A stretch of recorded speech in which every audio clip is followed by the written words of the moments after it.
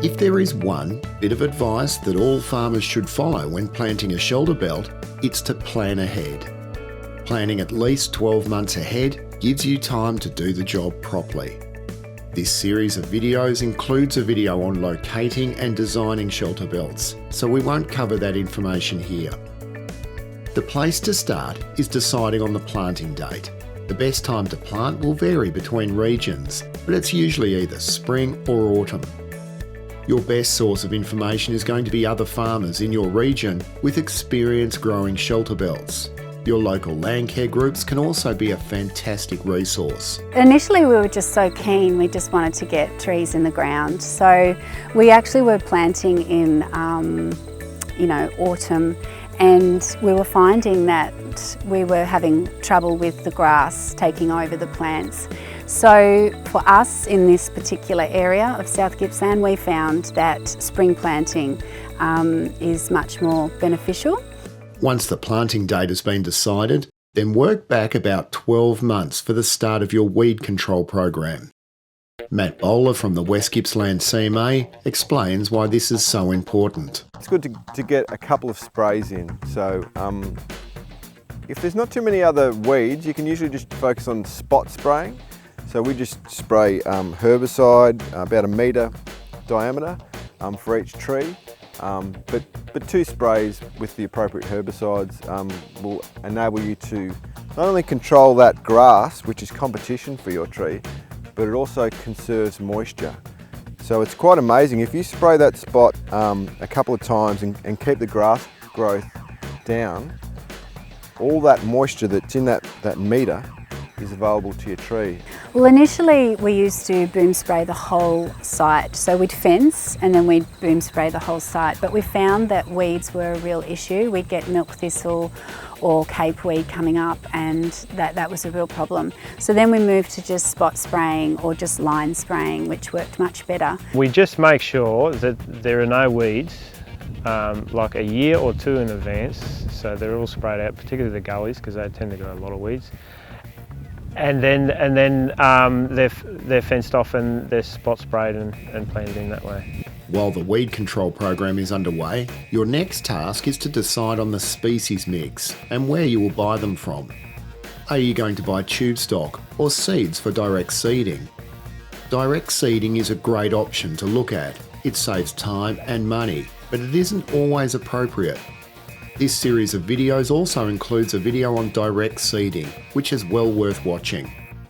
Either planting or direct seeding, you will need to decide on your species mix. Matt Bowler again. So the best advice that you're going to find is going to be local people. So talk to your local land care groups, talk to other farmers that you've noticed their farms are looking good and they've got good tree plantings.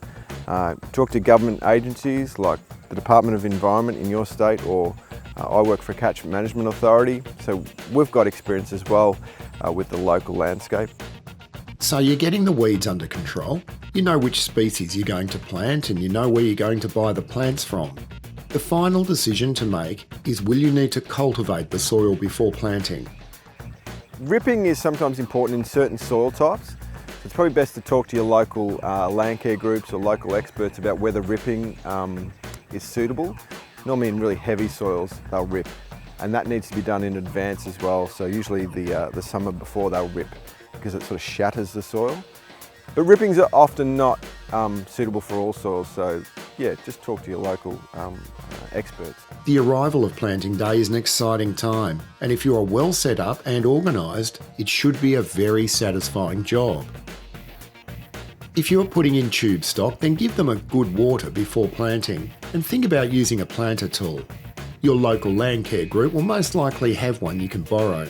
In the year prior, we'd worked out our area and secured the seed from the local seed bank that we required, and then had to book the direct seeder when we required it.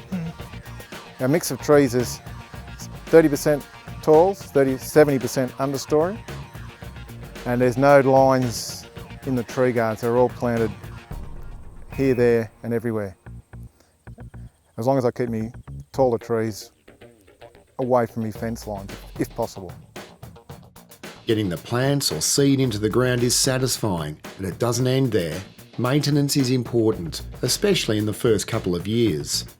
It's really important to keep an eye on things for the first year or first 2 years, because once your trees are established and they've got their heads up above the grass and the weeds, they're away.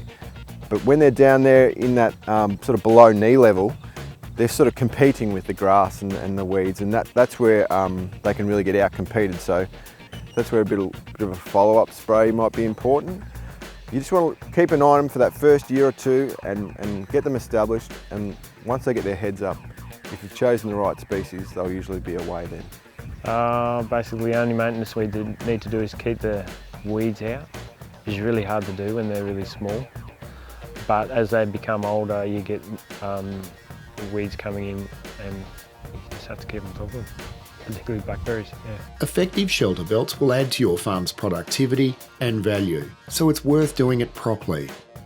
As mentioned at the start, planning ahead is key. Most of my planning was 12 months in advance. First off, I would decide where I'm putting my trees in my paddock or in the fence line.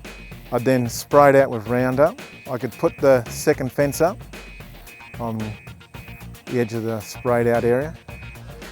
So that would be done in sort of June, July, first lot of Roundup. And then I'd follow up with the second lot of Roundup and Simazin, which is a long-acting till, closer to August, September, and then I would plant my trees in September, October. You can find out more on this story or any other profitable dairying project at www.dairyclimatetoolkit.com.au.